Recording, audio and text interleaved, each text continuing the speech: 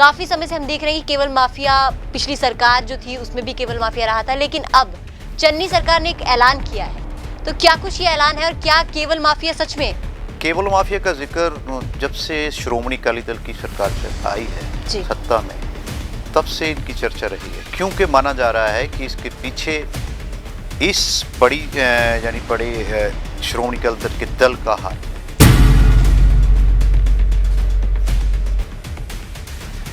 सरकार कितना काम कर पाती है? चन्नी सरकार, समय बहुत कम लेकिन काम बहुत ज्यादा। दिन रात कैबिनेट मीटिंग्स हो रही हैं, ऐलान हो रहे हैं, लेकिन कितने मुद्दों पर मुहर लगी है और क्या स्थिति है अभी सरकार की कि सरकार चल रही है जिस हिसाब से हम देख रहे थे? हम कह रहे थे रफ्तार से काम चल रहा है। हाँ, देखिए, चन्नी जो है, मेरे को लगता है कि पूरी सियासत ने, पंजाब की सियासत ने उसको कम आंका।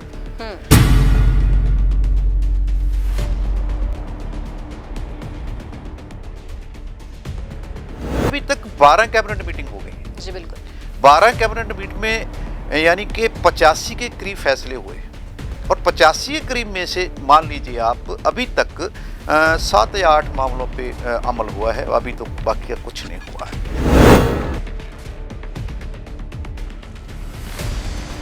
तो आप कह रहे थे कि आपने बिजली बिल माफ करने की बात कर दी, आप सिर्फ लॉलीपॉप दे रहे हैं, या क्योंकि ऐलान तो बहुत सारे हो गए लेकिन मोहर कितनों पे लगती है, बात वो है। तो बात यहाँ पे अगर हम करें कि चन्नी सरकार पर हमला हर तरफ से जारी है, कैप्टन अमरिंदर सिंह की बात करें तो उन्होंने भी चन्नी के खिलाफ मोर्चा खोल लिया है। जिस तरीके से पहले अरूसा आलम का मुद्दा लेकर वो सियासी मैदान में कदम रखा था उन्होंने, उसी तरह से अब वो घोटाले को लेकर सामने आ रहे हैं और चन्नी सरकार पर हमला कर रहे हैं। तो क्या है अब जो नया घोटाला वो लेकर सामने आए जिसपे उन्होंने चन्नी सरकार पर निशाना साधा है? अनु, बात ये है कि कैप्टन अब के चुनावों में, अब की सियासत में बिल्कुल नई तरह से नजर आ रहे हैं। जैसे कि हम माने कि उन्होंने पहले एक पार्टी बनाई थी जब वो अकाली दल से अलग हुए थे, तो अकाली दल पंथक बनाया था, उस वहाँ तो उनको वोट भी बड़े कम पड़े थे, लेकिन तब उनका रौं और था। लेकिन अभी और नजर आ रहा है। अभी ये है कि जिस घोटालों में, जिस यानी मसलों में वो यानी कि कहीं ना कहीं आरोपों के दायरे में रहते हैं, उन्हीं को उठा रहे हैं बड़े अच्छे तरीके से। मजीठिया जी ने भी सवाल उठाए थे इस पर जब अभी विधानसभा सेशन बैठा था, जब बहुत ही गहमा गहमी बढ़ गई थी और आरोप लगाए जा रहे थे चन्नी सरकार की तरफ से भी कि आपके इतने नशाखोरी के आपके ऊपर आरोप हैं। तो भी उन्होंने कहा था कि आप मुझे मत सिखाइए, आपने खुद अपने भाई को बचाने के लिए सुखबीर बादल से मिलने चलते थे आप मेरे साथ। बिल्कुल बिल्कुल। तो मतलब कहीं ना कहीं इसमें हम सच माने कि ये कहीं ना कहीं चन्नी सरकार पर जो कैप्टन जी आरोप लगा रहे हैं, बल्कि वो खुद उसमें आरोपी थे, वो कहीं ना कहीं सियासी एक दाव भी है अगले चुनावों के लिए।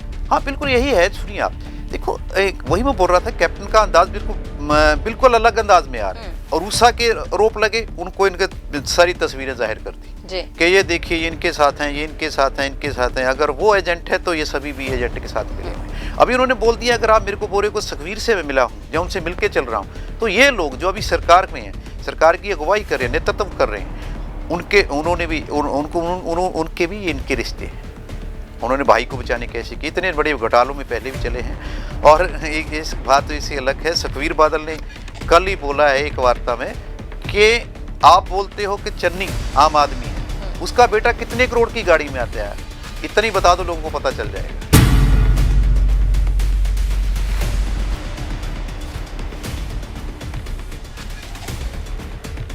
खबर दर्पण देख रहे सभी दर्शकों को मेरा नमस्कार। मैं हूं आपके साथ अनुराधा शर्मा और आज हम खबर दर्पण में बात करेंगे कुछ खास खबरों के बारे में। इन्हीं खास खबरों पर ज्यादा चर्चा के लिए हमारे साथ हमारे स्टूडियो में मौजूद हैं डेली इंडिया न्यूज के ब्यूरो चीफ आर.एस. लिबरेट जी। आर.एस. लिबरेट जी, आपका बहुत बहुत स्वागत है। नमस्कार जी, खबर दर्पण देख रहे सभी दर्शकों को सत श्री अकाल जी। तो लिबरेट जी, बात करेंगे आज कुछ खास खबरों के बारे में। सबसे पहली खास खबर है केवल माफिया। ये काफी समय से चर्चा में है, काफी समय से हम देख रहे हैं कि केवल माफिया, पिछली सरकार जो थी उसमें भी केवल माफिया रहा था, लेकिन अब चन्नी सरकार ने एक ऐलान किया है। तो क्या कुछ ये ऐलान है और क्या केवल माफिया सच में बढ़ रहा है? अनु, बात ऐसे है कि केवल माफिया का जिक्र जब से श्रोमणी अकाली दल की सरकार आई है सत्ता में, तब से इनकी चर्चा रही है, क्योंकि माना जा रहा है कि इसके पीछे इस बड़ी यानी बड़े श्रोमणी अकाली दल के दल का हाथ है। क्योंकि पहले हमारे पंजाब में छोटे छोटे अलग अलग डिस्ट्रिक्टों में, अलग अलग शहरों में अलग अलग नेटवर्क रहते थे, लेकिन जब से पहले डिगी केबल आया, उसके बाद आया फास्ट वे, इन्होंने धक्के से किया या प्रेशर से किया। अभी एक अधिकार इंडिया में कहीं भी नहीं है और वो पंजाब में है जी। इसकी वजह से इसको माफिया की तरह देखा जा रहा है। देखो अभी जो सिद्धू साहब उन्होंने बहुत बार उठाया, अपने समय में उन्होंने काम भी करके देखा लेकिन हो नहीं पाया। अभी वो शांत है। लेकिन बीते कल ही चन्नी ने इसको चर्चा में कर दिया जब इन्होंने बोला कि 100 रुपये से ज़्यादा आपको देना नहीं है जी। जबकि शायद अभी बात निकल के आई है कि ये जो ट्रॉय के अंदर आता है, सेंटर के अंदर आता है, उसमें ये होता है कि आपको एक रेट उसने तय किया है, 130 रुपये तो उन्होंने तय किया है, 100 रुपये कैसे ले लेंगे जी। लेकिन वो तो चलो एक वो बात हुई। लेकिन इसमें एक बड़ी बात ये है कि माफिया है, इसका करोड़ों का धंधा है, यानी कि माना जाए कि 250-300 करोड़ रुपया मान के चला जा रहा है कि हर साल हर वर्ष इस सरकार को चुना लगता है और उसके पीछे कोई भी सरकार आए, चुनावों से पहले कुछ बोला जाता है लेकिन उसके बाद कुछ भी नहीं होता, सब कुछ वैसे का वैसा चलता है। लेकिन आज उन्होंने केबल ऑपरेटरों ने अपना प्रेस वार्ता भी की है लेकिन उसमें उन्होंने अपने मुद्दे उठाए हैं। लेकिन कहीं ना कहीं ये माफिया ज़रूर है। अगर इस पे चर्चा हुई है, देखना ये है कि अभी चन्नी सरकार इतने कम दिनों पे नए नए मुद्दे उठा रही है, केबल माफिया को कितना पकड़ पाती है या कैसे वो 100 रुपया दे पाती है, ये उनके लिए चुनौती है। जी बिल्कुल, आपने कहा कि कम समय में चन्नी सरकार कितना काम कर पाती है। चन्नी सरकार समय बहुत कम लेकिन काम बहुत ज्यादा। दिन रात कैबिनेट मीटिंग्स हो रही हैं, ऐलान हो रहे हैं, लेकिन कितने मुद्दों पर मुहर लगी है और क्या स्थिति है अभी सरकार की कि सरकार चल रही है जिस हिसाब से हम देख रहे थे? हम कह रहे थे रफ्तार से काम चल रहा है। हाँ देखिए, चन्नी जो है मेरे को लगता है कि पूरी सियासत ने, पंजाब की सियासत ने उसको कम आंका था, लेकिन जिसने समय कम है उसके हिसाब से वो, जैसे माना जा रहा है कि विपक्ष में रहे, विपक्ष के लीडर रहे वो, तब भी इतनी वो अच्छे से काम नहीं कर पाए। उसके बाद मंत्री पद पे रहे तब से अच्छे से काम नहीं कर पाए। लेकिन जो अब कर रहे हैं वो सभी पार्टियों को यानी कि चित्त करके चल रहे हैं जी। उनको पीछे हटा के चल रहे हैं। और नया माना जाए तो किसान आंदोलन के मुकाबिल जो पार्टियों की दशा हुई थी, लेकिन उन्होंने उसके बाद कांग्रेस पार्टी उभर के सामने आ रही है। लेकिन उसका आपने किया ये मीटिंगें, देखिए अभी तक 12 कैबिनेट मीटिंग हो गई हैं। जी बिल्कुल, 12 कैबिनेट मीटिंग में यानी कि 85 के करीब फैसले हुए और 85 के करीब में से मान लीजिए आप अभी तक 7 या 8 मामलों पे अमल हुआ है, अभी तो बाकी का कुछ नहीं हुआ है। उसमें जैसे माना जाए कि पेट्रोलियम के रेट कम किए हैं या 36,000 नौकरियों का नोटिफिकेशन जारी हुआ है या चंद और हैं। लेकिन 77 जो मामले हैं उन पे अभी असर नहीं हो रहा। उनका जो लीगली या आपको कागज़ों पे करना होता है, उसकी जो फॉर्मेलिटी रहती है वो नहीं अभी तक हुआ। उस पर सवाल भी उठ रहे हैं। जैसे बिजली का मामला बात कर रहे हैं तो इन्होंने बोला कि 3 रुपये हमने कम कर दी, लेकिन सत्य ये है कि वो अभी कैसे नहीं हुआ। वो पहले तो दिसंबर में होना था स्टार्ट, लेकिन अभी उन्होंने दिसंबर में करने के बजाय अभी वो नवंबर में करने की बात कर रहे थे। नवंबर भी जाने वाला है जी। तो लग रहा है कि अभी चन्नी कहीं ना कहीं ऐलान कर रहा है, शायद उनके साथ वाले मंत्री बैठे हों या उसके साथ जो ऑफिसर लॉबी ना काम कर रही हो, या वो बिना सोचे समझे, जैसे हम पहले बात कर रहे थे केबल माफिया की, 100 रुपया उन्होंने बोल दिया, शायद वो जानते ना हो। तो कहीं ना कहीं ये सवाल प्रश्न उठ रहे हैं। लेकिन देखते हैं कि चन्नी जैसे वो काम कर रहे हैं, हो सकता है इनका वो हल कर लेंगे। क्योंकि सिद्धू साहब भी कह रहे थे कि आपने बिजली बिल माफ करने की बात कर दी, आप सिर्फ लॉलीपॉप दे रहे हैं, या क्योंकि ऐलान तो बहुत सारे हो गए लेकिन मोहर कितनों पे लगती है, बात वो है। तो बात यहाँ पे अगर हम करें कि चन्नी सरकार पर हमला हर तरफ से जारी है, कैप्टन अमरिंदर सिंह की बात करें तो उन्होंने भी चन्नी के खिलाफ मोर्चा खोल लिया है। जिस तरीके से पहले अरूसा आलम का मुद्दा लेकर वो सियासी मैदान में कदम रखा था उन्होंने, उसी तरह से अब वो घोटाले को लेकर सामने आ रहे हैं और चन्नी सरकार पर हमला कर रहे हैं। तो क्या है अब जो नया घोटाला वो लेकर सामने आए जिसपे उन्होंने चन्नी सरकार पर निशाना साधा है? अनु, बात यह है कि कैप्टन अब के चुनावों में, अब की सियासत में बिल्कुल नई तरह से नजर आ रहे हैं। जैसे कि हम मानें कि उन्होंने पहले एक पार्टी बनाई थी जब वो अकाली दल से अलग हुए थे, तो अकाली दल पंथक बनाया था, उस वहाँ तो उनको वोट भी बड़े कम पड़े थे, लेकिन तब उनका रौं और था। लेकिन अभी और नजर आ रहा है। अभी ये है कि जिस घोटालों में, जिस यानी मसलों में वो यानी कि कहीं ना कहीं आरोपों के दायरे में रहते हैं, उन्हीं को उठा रहे हैं बड़े अच्छे तरीके से। आज जैसे आपने एक इशारा किया है कि अरूसा आलम उनकी महिला मित्र है, उनके साथ बड़ी चर्चा में रहे हैं। कैसे उनको वीज़ा मिलता था, कहाँ सरकारी रिहाइशों में वे रहती रही हैं, बड़े क्वेश्चन उठे हैं। तो उसके बाद जो अब ताज़ा की बात करें, उन्होंने खुद एक प्रेस रिलीज जारी करके चन्नी सरकार पे, खास करके चन्नी फैमिली पे प्रश्न उठाए हैं। उन्होंने ये उठाया कि मेरे को बोला जा रहा है कि आपके बादलों के साथ दोस्ती है, आप बादलों के साथ मिलके चलते रहे हो, आपने काम नहीं किया। उन्होंने ये बताया कि जो सिटी सेंटर घोटाला लुधियाना का जी 1144 करोड़ का घोटाला है, और उसमें यानी कि ये मत मानो कि यानी कि 33 लोगों के अलावा जो उसमें नामजद किए गए थे, उसमें कैप्टन थे, उनके बेटे थे, उनके दामाद थे, और जो उन्होंने खास प्रश्न उठाया है, उन्होंने फिल्मी अंदाज में एक डायलॉग भी बोला है, लेकिन हम उसको एक तरफ रखें तो उसमें ये बोला है कि जो खुद दोषी हैं वो दूसरों पे इतनी उंगली मत उठाएं, क्योंकि जिस घोटाले की बात कर रहे हैं, वो इतने बड़े घोटाले की बात 13 साल चला वो, उसके बाद वो हो गए हैं। लेकिन उसमें ये हुआ गया कि ये चन्नी के भाई मनमोहन सिंह जब SC थे, रिटायर, अभी तो रिटायर हैं ये, चीफ इंजीनियर रिटायर हुए हैं, लेकिन जब यानी सुपरिटेंडेंट इंजीनियर थे, तब उस घोटाले में इनका नाम था। उन्होंने बताया कि तब 2007 में इन्होंने बादलों का समर्थन किया, तब ये निर्दलीय थे जी, किसी पार्टी में नहीं थे, विधायक तो थे, तो उन्होंने उनका समर्थन किया, और उन्होंने ये भी दोष लगाया है, यानी आरोप किया है सीधे तौर पे, इन्होंने उससे माफ़ी भी मांगी सुखबीर से, सुखबीर बादल से।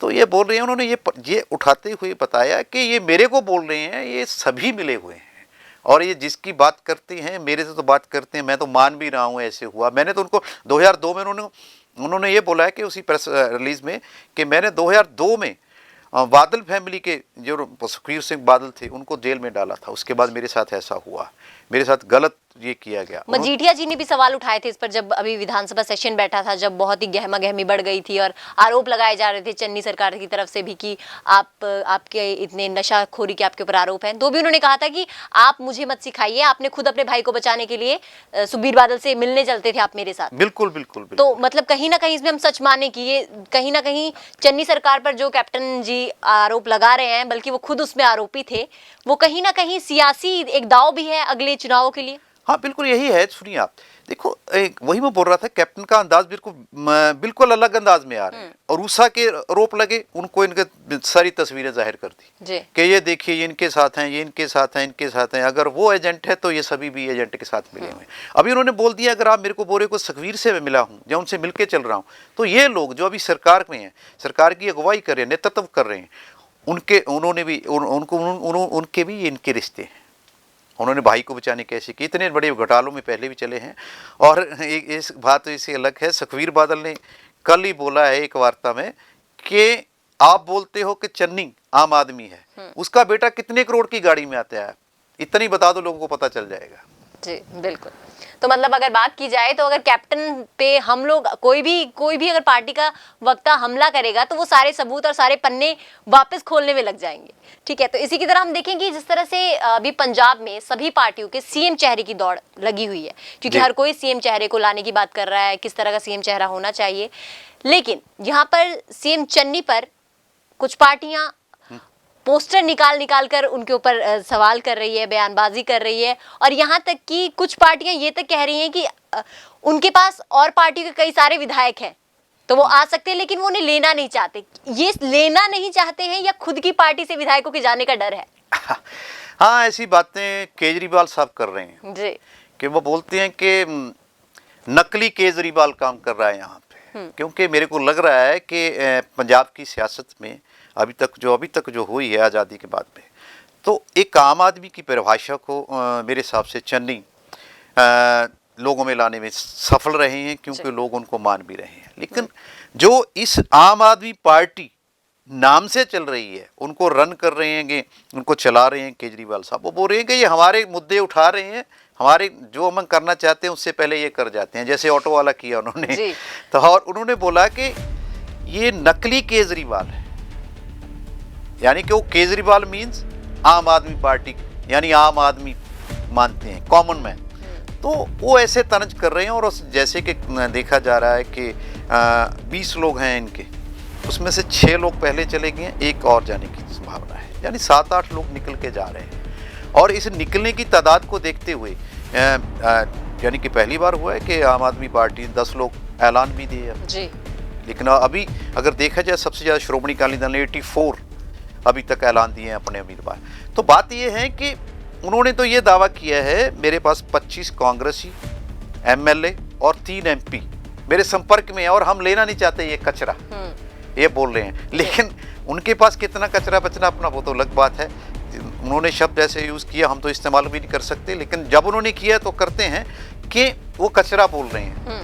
तो इस रोप प्रतिरोप की बात में ये चल रहा है कि कहीं ना कहीं केजरीवाल साहब सियासत को समझ गए हैं, वो आम आदमी पार्टी से एक तरफ चले गए हैं, तो कॉमन मैन को कैसे रिझाना है तो वो ऐसे दाव पे चल रहे हैं कि जैसे कि एक बात मैं और ऐड करना चाहूँगा, जैसे कि उन्होंने एक रात्रि भोज किया एक ऑटो वाले के घर में, वो प्लांट था सर, वो कॉमन आदमी ने नहीं बोला, पहले से प्लांट था। उन्होंने उनके भाई ने भी उसके बाद कैमरे में स्वीकार किया और वो पुराना कार्यकर्ता है उसका। जी, तो ये चीजें अभी केजरीवाल साहब ऐसी बातें करने लग गए। बात करें केजरीवाल जी, ये तो इनका जो पोस्टर जारी करने का जो इनका ये दाव है ये बहुत पुराना चला है। पिछली बार इन्होंने मजीठिया जी के खिलाफ पोस्टर जारी किया था, उसके बाद माफी भी मांगी थी उन्होंने नशा तस्करी के लिए। तो अब क्या ये सीएम चन्नी जी से भी माफी मांगेंगे थोड़े समय बाद? हो सकता है अगर चन्नी जी कोई लीगली इसका एक्शन लेते हैं, मे भी सकता है कि वो आए यहाँ भी उनको माफ़ी मांगनी पड़े, वो क्योंकि उनके पास यदि आप पिछले इलेक्शनों की बात करें, पिछले चुनावों की बात करें, तब तो बहुत कुछ ऐसा हुआ था कि कई बार ज़्यादा बोल जाते हैं तो उन्होंने लिखती रूप पे लिख कर माफ़ी मांगनी पड़ी। हो सकता है कि ऐसे मामलों में अभी वो बच के तो चल रहे हैं, लेकिन पुरानी आदत जा नहीं रही है। ये बात तो असली नकली की जो दौड़ है वो तो जनता तय करेगी कि असली कौन आम आदमी है और नकली कौन आम आदमी है। लेकिन बात करेंगे किसान आंदोलन की। 26 नवंबर है, एक साल पूरा होने वाला है किसान आंदोलन को। इसके बाद भी प्रदर्शन जारी है, पीएम मोदी ने ऐलान किया, प्रदर्शन जारी है। क्या किसानों को पीएम मोदी पर विश्वास नहीं है?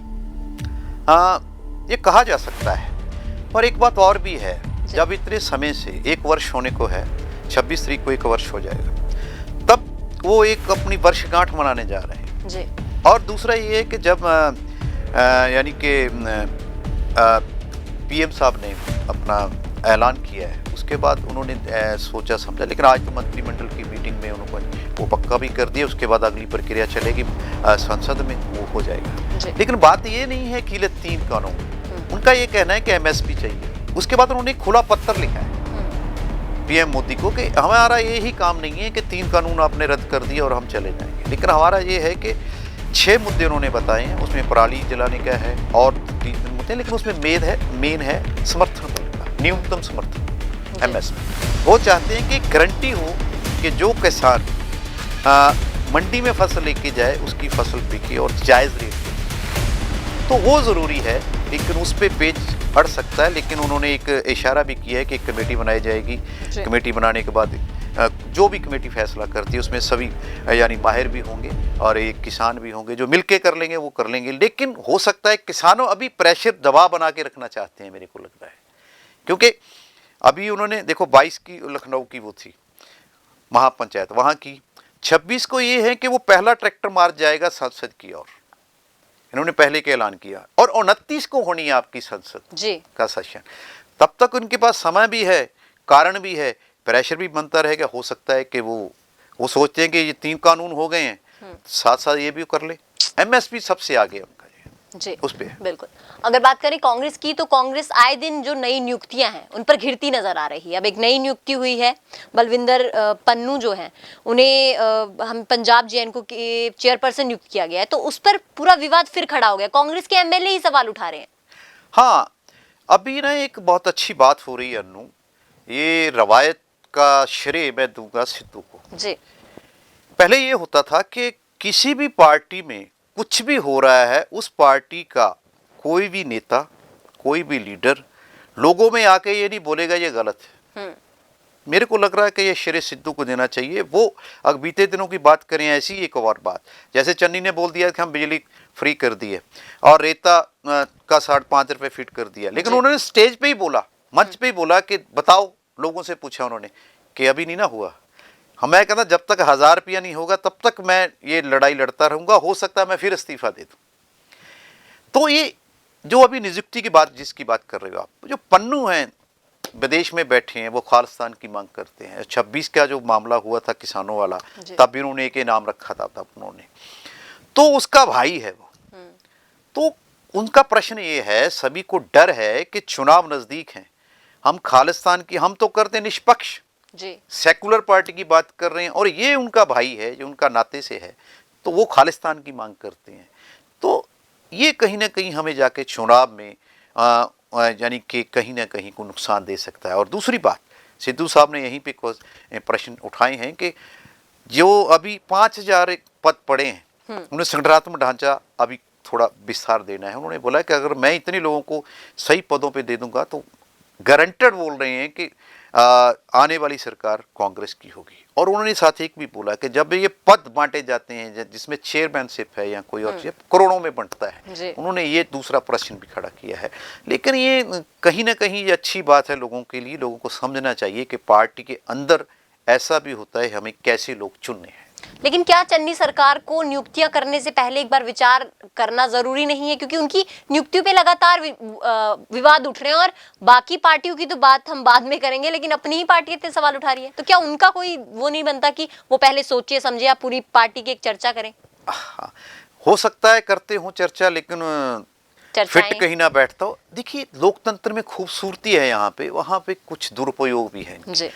देखिए, मान लिए बात गलत है या सही है, वहां संख्या ज्यादा हो गई तो वो बात सही हो जाती है। लेकिन देखो, अभी आपको एक ही आदमी एक तरफ नजर आता है, सिद्धू जी, तो यानी कि चाहे वो देओल की नियुक्ति हो, चाहे एडीजीपी की नियुक्ति हो या कोई और नियुक्ति हो, वहां तो पटवालिया साहब आ गए हैं अभी। तो अभी ये नियुक्तियों में बात होती होगी, हो सकता है कि उनके चाहने वाले जिनकी नियुक्ति हो जाती है ज्यादा हो, क्योंकि देखो सियासत में अंदर तो सभी एक है ना जी, बिल्कुल। इनके बिजनेस यानी कि बिजनेस में साझागिरी आपकी, और ये रिश्तेदारियां इनकी आपकी, ये कहीं ना कहीं मिले हुए तो हैं ही हैं अंदर। तो अभी ये बात निकल के आ रही है, मेरे हिसाब से ये लोगों के लिए अच्छी बात है। जी, बात करें अगर राजा वड़िंग की, काफी एक्टिव हैं, काफी एक्टिव नेता हैं, हर दिन वो देखते हैं किसी ना किसी रूप में दिखाई देते हैं, कहीं ना कहीं सिंघम स्टाइल में दिखते हैं, लेकिन अब वो कानूनी पचड़ों में फंसते नजर आ रहे हैं। तो क्या कुछ मामला है जिनमें वो फंसते नजर आ रहे हैं आजकल? हाँ, फंसा नहीं कहा जा सकता उसको ये है कि हाई कोर्ट में चले गए ऑर्बिट कंपनी के मालिक यानी सुखबीर बादल फैमिली, तो वहाँ पे हाई कोर्ट ने इनको ऑर्डर किया है कि इनकी जो बसें पकड़ी हैं वो छोड़ दो। अभी तक यानी बकौल मिस्टर वड़िंग के हिसाब से है कि 400 करीब बसें पकड़ी हैं, वो अलग अलग रसूखदार लोगों की है, जो सियासी लीडरों के या तो चाहने वाले हैं या उनके रसूखदार दोस्त हैं। उनमें ये है कि जब इनकी बसों को पकड़ा गया, उन्होंने बोला कि इनका टैक्स बकाया था, इन्होंने टैक्स नहीं भरा था। 14 करोड़ रुपया वो बोलते हैं कि हमने इनसे भरवाया है, फिर छोड़ना, टैक्स की वजह से पकड़े थे, टैक्स भर दिया, अब कोर्ट ने बोल दिया छोड़ देंगे। लेकिन अगर कहीं ना कहीं जो कुछ चीज़ गलत नजर आ रही है उनको, तो सुप्रीम कोर्ट जाने के लिए उसने बोल दिया है जी कि हम सुप्रीम कोर्ट जाएंगे। और दूसरा, अगर और भी इसके बाद भी ऐसी कुछ बसें उनको नजर आती हैं जो सरकारी खजाने को चपत लगा रही हैं, तो वो ऐसा करेंगे। लेकिन मेरे को ये लग रहा है झटका नहीं है, लेकिन लोग झटका मान रहे हैं। ये एक प्रक्रिया है कानून की। उन्होंने टैक्स के लिए पकड़ी थी, टैक्स उन्होंने भरवाया, फिर छोड़ दी, वो चाहे अदालत के जरिए आए या सीधे आए, ये बात थी। बाकी मतलब हम कहें तो जी, जो राजा वड़िंग जिस अंदाज में दिख रहे हैं, तो काफी सबसे ज्यादा एक्टिव वही हैं अभी तक। सुखजिंदर रंधावा जी की भी हम बात करें, वो भी काफी एक्टिव नजर आ रहे हैं। लेकिन बार बार सवाल ये उठ रहा है कि जो राजा वड़िंग जी हैं, वो सिर्फ अकालियों की बसों पे या अकालियों पे उनका शिकंजा ज्यादा है।